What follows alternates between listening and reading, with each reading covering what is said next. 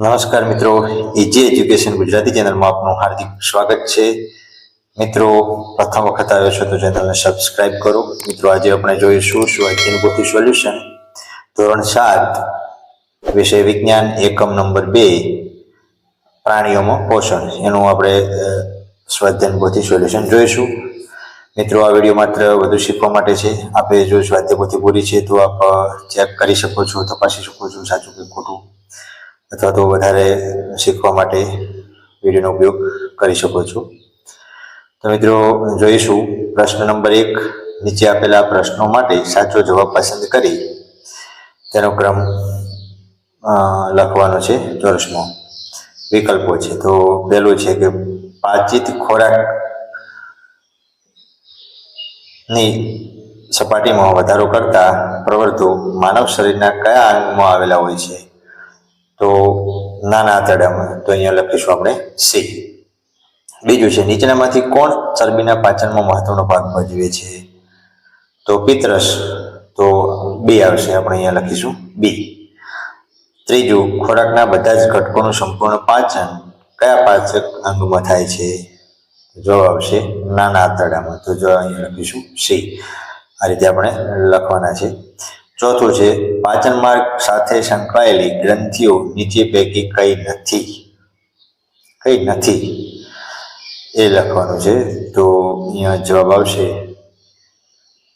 બી, જઠર.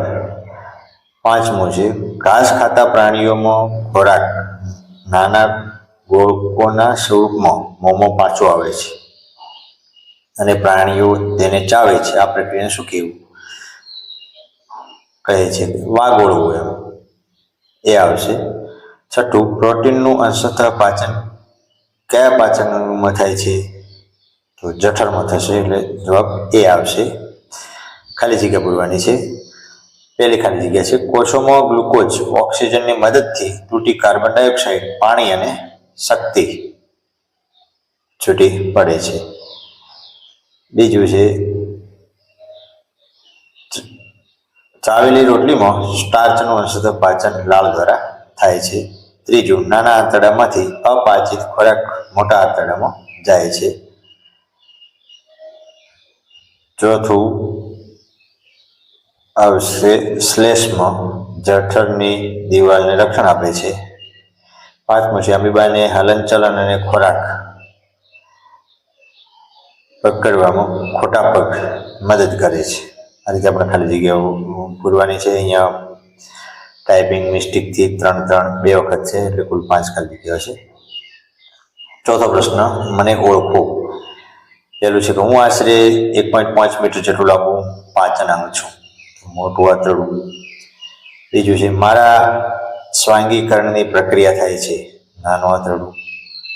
ત્રીજું છે હું અમીબામાં આવેલ આંગળી જેવા પ્રવૃત્તિઓ છું, ખોટા પગ. ચોથું, હું પાચન માર્ગનો સૌથી પહોળો ભાગ છું, જઠર. પાંચમું, હું કાર્બોદિત, ચરબી અને પ્રોટીનનું પાચન કરું છું, નાનું આંતરડું. છઠ્ઠું છે હું ઘોડા, સસલા જેવા પ્રાણીઓમાં અન્નનળી અને નાના આંતરડા વચ્ચે આવેલી કોથળી જેવી રચના છું, તો અંધાત્ર આવશે. પ્રશ્ન નંબર 5, તફાવત આપો.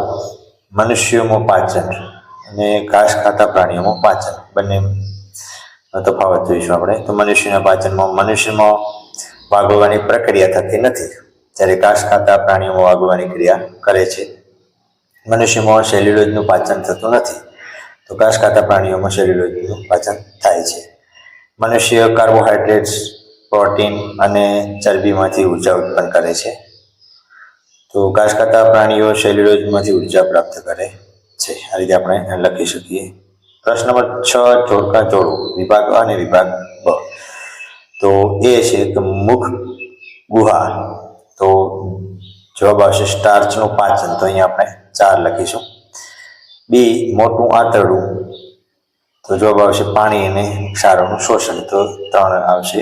સી, નાનું આંતરડું, તો પ્રોટીનનું સંપૂર્ણ પાચન, એટલે 1 આવશે. ડી, જઠર, તો શ્લેષ્મનો સ્ત્રાવ, એટલે 2 આવશે. આ રીતે 4, 3, 1, 2 એ રીતે આપણે જવાબ લખી શકીએ. પ્રશ્ન નંબર 7, વૈજ્ઞાનિક કારણ લખવું. એમાં પહેલું છે કે વાગોળનાર પ્રાણીઓ ઘાસમાં રહેલ સેલ્યુલોઝનું પાચન કરી શકે છે. કારણ જણાવો. જવાબ લખીએ કે વાગોળનાર પ્રાણીઓમાં નાના આંતરડા અને મોટા આંતરડા વચ્ચે કોથળી જેવી રચના આવેલી છે, જેને અંધાત્ર કહે છે. અહીં સેલ્યુલોઝનું પાચન કરતા બેક્ટેરિયા આવેલા છે, તેથી વાગોળનાર પ્રાણીઓમાં ઘાસમાં રહેલા સેલ્યુલોઝને બચાવી શકે છે પ્રાણીઓ. બીજું છે આપણે ખોરાક ખૂબ ચાવીને ખાવો જોઈએ.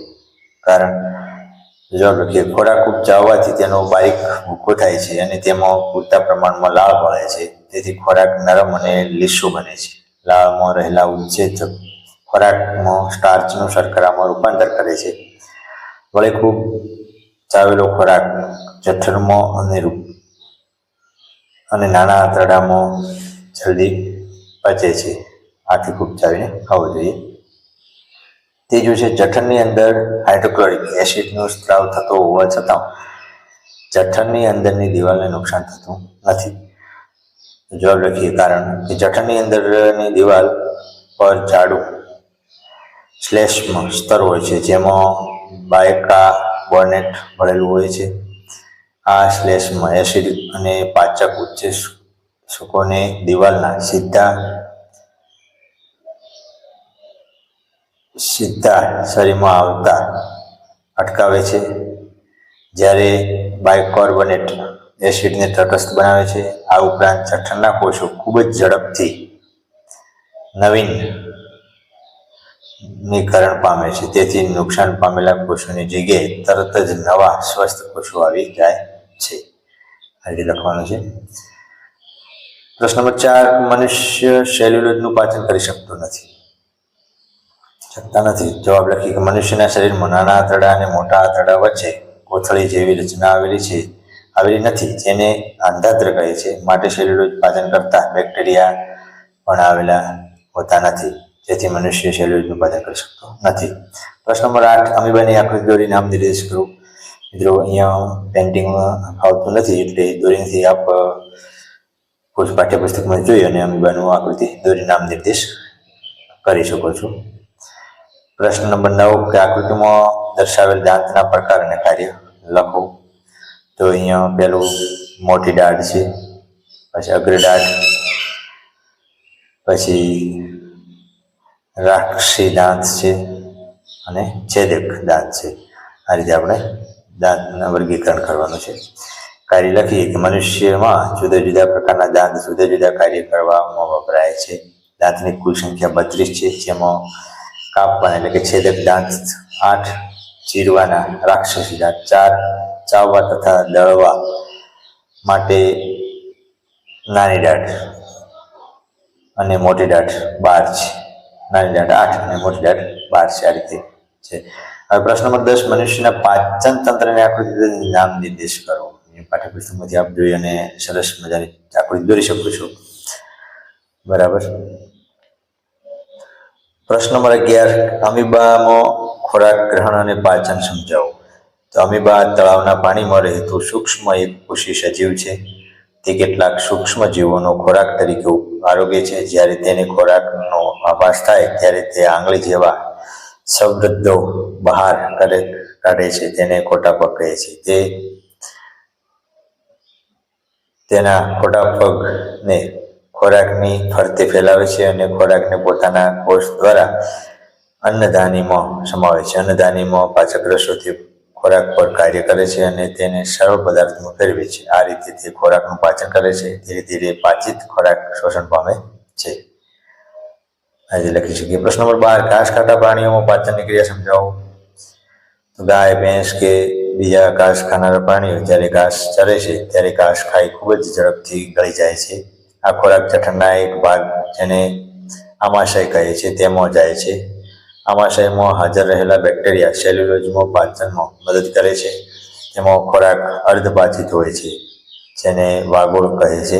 જ્યારે પ્રાણીઓ આરામથી બેઠા હોય ત્યારે તે વાગોળ નાના ગોળકોના સ્વરૂપમાં મોંમાં પાછો આવે છે. પ્રાણીઓ તેને બરાબર ચાવે છે. આ પ્રક્રિયાને વાગોળવાનું કહે છે અને આવા પ્રાણીઓને વાગોળનાર પ્રાણીઓ કહે છે. આજે આપણે લખી શકીએ. આગળ જોઈએ. પ્રશ્ન 13, પાચનની વ્યાખ્યા લખો ને સમજાવો. તો શરીરમાં ખોરાક દ્વારા લીધેલા જટિલ ઘટકોનું સરળ સ્વરૂપમાં રૂપાંતર થવાની પ્રક્રિયાને પાચન કહે છે. સૌપ્રથમ મુખમાં ખોરાકને દાંત વડે ચાવવામાં આવે છે અને લાળ સાથે ભેળવવામાં આવે છે. ત્યારબાદ ખોરાક અન્નનળી દ્વારા જઠરમાં પહોંચે છે. જઠરમાંથી અર્ધપાચિત ખોરાક નાના આંતરડામાં પ્રવેશે છે. અહીં યકૃતમાંથી આવતો પિત્તરસ ચરબીનું પાચન કરે છે, જ્યારે સ્વાદપિંડમાંથી આવતા સ્વાદપિંડનો રસ કાર્બોહાઈડ્રેટ્સ, પ્રોટીન અને ચરબીનું સંપૂર્ણ પાચન કરે છે. નાના આંતરડાની દિવાલમાંથી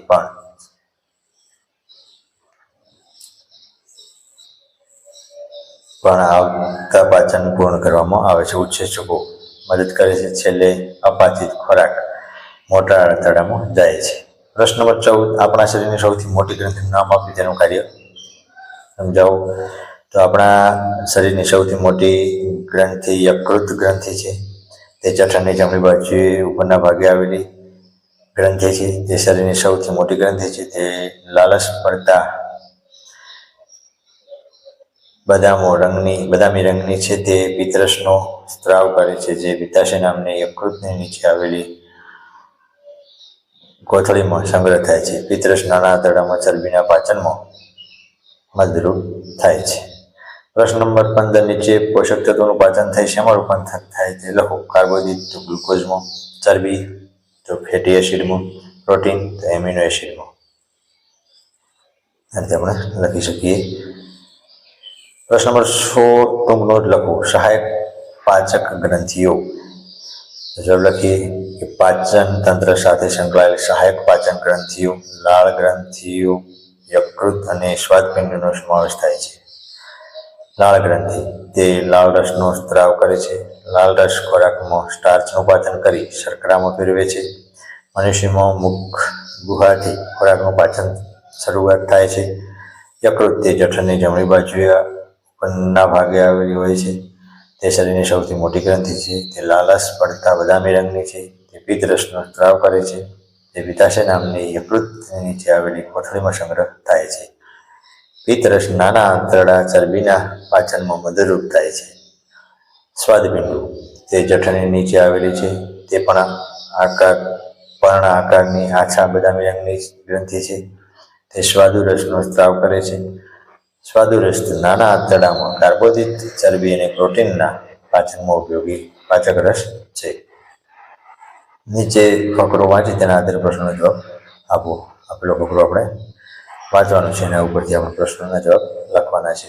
પ્રથમ પ્રશ્ન છે, આપણે મોઢાની સ્વચ્છતા શા માટે જાળવવી જોઈએ? તો જવાબ લખીએ કે કેમ કે મોઢાની સ્વચ્છતા ન જાળવવાથી મોંમાં બેક્ટેરિયા વૃદ્ધિ પામે છે અને દાંતને નુકસાન પહોંચાડી દાંતમાં સડો ઉત્પન્ન કરે છે. બીજું, દાંતની સ્વચ્છતા જાળવવા આપણે શું કરવું જોઈએ? તો દાંત દિવસમાં 2 વાર સાફ કરવા, ભોજન બાદ કોગળા કરવા અને મોઢાની સફાઈ રાખવી જોઈએ. ત્રીજું, દાંતની બરાબર સફાઈ ન થાય તો દાંતની સપાટી પરનો ઇનેમલને શું અસર થાય છે? બેક્ટેરિયા દ્વારા બનાવેલો એસિડ ઇનેમલને ઓગાળી નાખે છે, જેનાથી દાંતમાં સડો થાય છે. આ રીતે આપણે લખી શકીએ. મિત્રો, ઇઝી એજ્યુકેશન ગુજરાતી ચેનલને સબસ્ક્રાઈબ કરો, વિડીયોને લાઈક કરો, બીજા વિદ્યાર્થી મિત્રોને ઉપયોગી થાય એટલે વિડીયોને શેર કરો. આપનો ખૂબ ખૂબ આભાર.